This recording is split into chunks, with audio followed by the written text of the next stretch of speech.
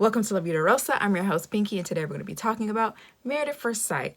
Decision day. Finally, after this long, drawn-out season, finally, we've made it to decision day.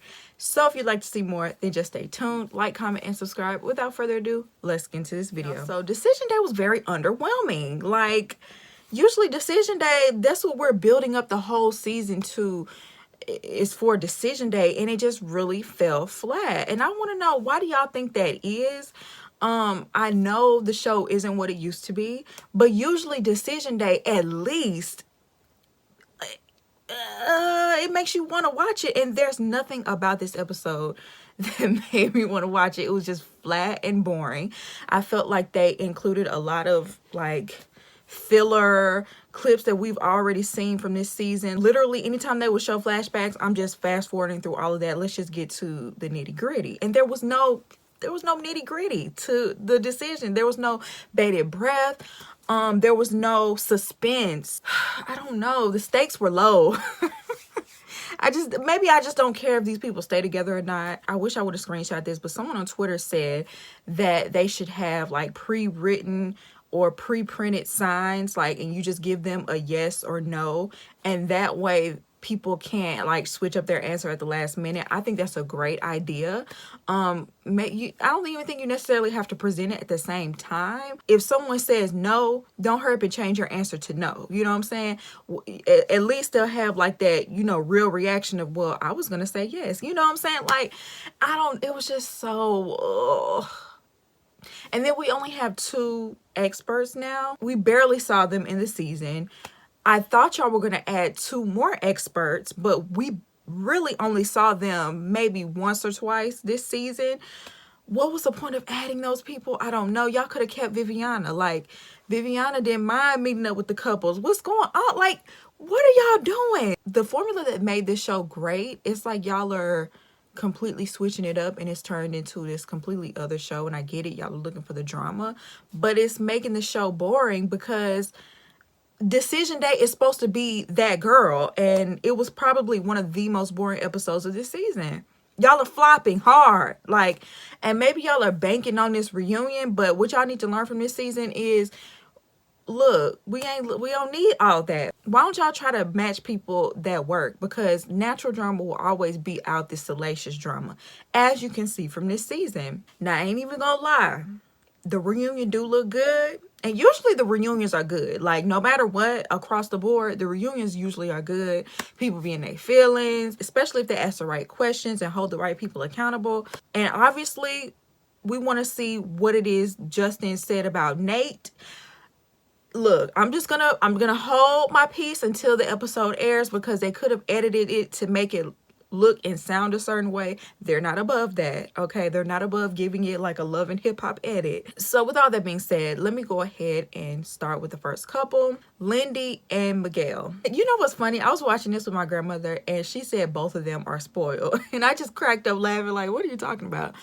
But I kind of see what she's talking about. Like, they both wanted their way. They both wanted their way. Like, and if they don't get it their way, they have a tantrum and they sulk and they pout. And it's always this whiny attitude that they have. Like, I could barely listen to them talk. I ain't gonna lie, y'all. I don't have many notes for them because they both irritate me so bad. I don't even want to hear them. I just tune them out. Like, I was not paying attention to them. Listening to their convoluted babble for one another, it's just, please, y'all were made for each other. Nobody else should have to deal with this but y'all too. If I was in a relationship like that, I just wouldn't.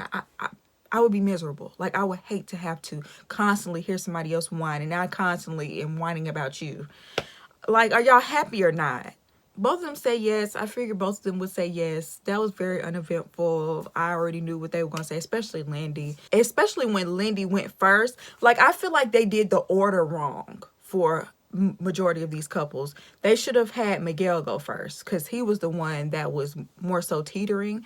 And I'm not saying that he would have said no, but like, it would have been a little bit more suspenseful. We already know what Lindy gonna say. She been saying the same, I'm never going anywhere, I'm gonna fight for that. Like, she wasn't going nowhere anyway. I don't care how much she cried and banged her fist down on the table and whined. Lindy is the type of person, she'll complain all day and night, but she ain't going nowhere, okay? She actually loves being in relationships like that so she can play the victim. And she can act a fool because, you know, half the time it might be justified. Let's move on to Stacia and Nate. They didn't end on the best note. So they had a little bit more tension when they came out. You know, when they sat down and they started talking about, you know, the things they didn't like about each other, she pulled out this long list and, you know, the anger and communication comprehension, mommy issues. It's like, girl, if you bring up his mommy issues one more time, because your daddy issues come out much stronger in your behavior than we've ever seen from Nate. Like, for real, for real. And for you to say that to him and for you to bring up his mommy issues all the time, you sure be trying to control him and talk to him like he your child. Like, that's weird. Like, why do you talk to him like that then? She loves to play the victim as well. Oh, he feels like I'll be irresponsible because of his mother and all this other stuff. Girl, please. I don't think that he thinks you're going to be the type to just throw your kids away. I think in his mind, he's thinking that you're going to be a workaholic and the bulk of the responsibility of raising the children will fall on him. You said yourself you're a workaholic. His concerns are legit in that way. He ended up apologizing and he said that he's more triggered because of the stress of the situation.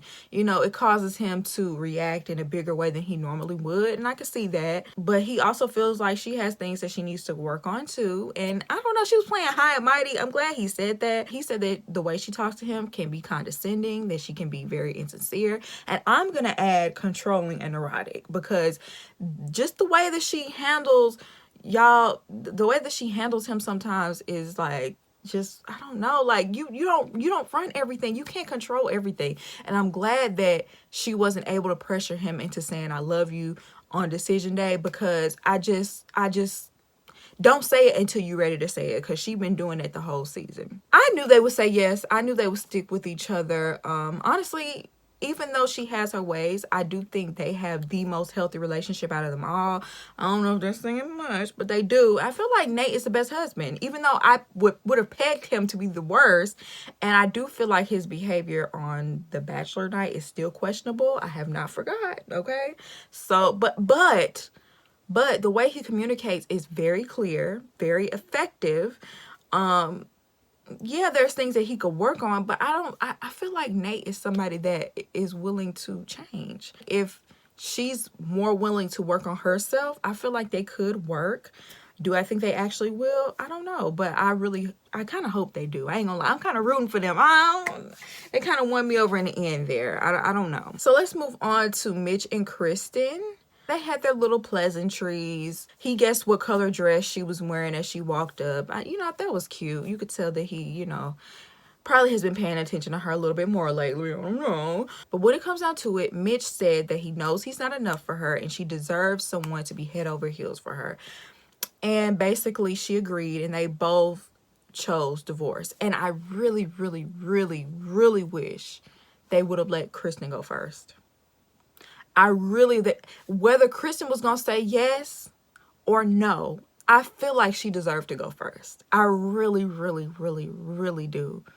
Because, I don't know, kind of putting it in his hands first, I feel like Krysten kind of was going to go whichever way he decided to go based off something she said later on. We'll talk about that. But I think it was a bad decision to let him go first. I didn't like it. I feel like he was just being real and being honest. And he said he didn't want to, he didn't want to hold her back, basically. And I appreciate that, Let me go.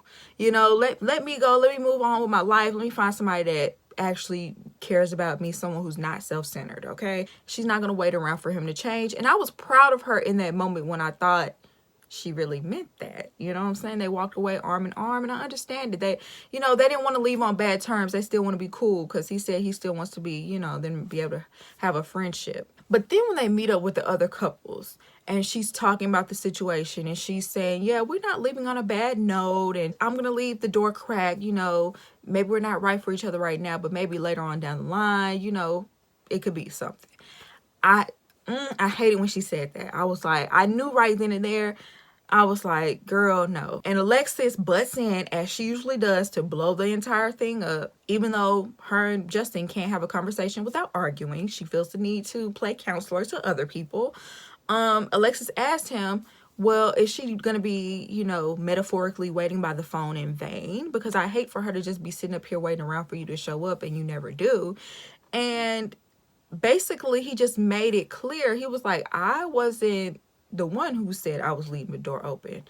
I feel like he just made it clear that this is going to be a clean break. I don't want there to be any lingering feelings, or I don't want you to get the wrong impression that I want to ever get, you know, back together. And I don't think he was wrong for that. I don't think he was wrong for saying that. Like, for once, I understood where Mitch was coming from. He was being straight up. He made his decision very clear on decision day, right? And when he said it, like, Lindy was jumping down his throat and people was getting upset. I'm like, why are y'all mad because he's not leading her on? Like, I understood where Mitch was coming from with that. They really were trying to make him a bad guy. There's so many other times where y'all could have jumped down Mitch's throat and it would have been justified. In fact, y'all probably should have some other instances, right? But this particular instance right here, she hurt her own feelings. Why are you talking about leave the door open when this man told you no on decision day? You made him have to give you clarity. And now that he has, now you mad about that? Girl, I think what she's really upset about is that she gave this man opportunity after opportunity, and she overextended herself so many times for this man to, you know, he didn't really return the favor at all. And, you know, called or basically said he wasn't interested in her in the beginning. You know what I'm saying? He never actually even gave her 50% and she gave 100. So I think that's what she's really, really upset about. But girl, make a clean break and gone. Like, leave Mitch alone. He ain't nobody to be concerned about. And what I want for Krysten, I want you to love yourself a little bit more. Yeah, you stood up for yourself a few times this season, but at the end of this, for you to still be saying, I'm gonna leave the door cracked, tells me you didn't learn much, okay? I'll never forget, you said your ex was a bum, stand on somebody's couch, and you decided to marry him anyway. You had to pay for your own ring, and you paid for your own destination wedding, only for this man to turn around and cheat on you. And what I want for you to do is start learning from these situations. Find a man that is head over heels for you. Never overextend yourself, especially in the beginning. Find someone that will give you just as much as you give, and then open your heart. But not before, because that's how people take advantage of you. And I do feel bad because she's such a sweet lady. She's beautiful. And you deserve someone that feels that way about you and push you up on a pedestal. And when you told Mitch you brought a lot to the table, you wasn't lying. You wasn't lying. So believe that about yourself.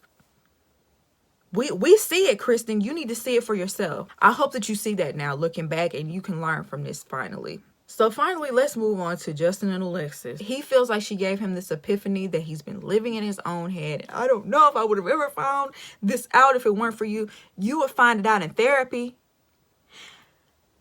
See, Justin, even though I'm about to get on Alexis, you have a lot of work to do on yourself as well.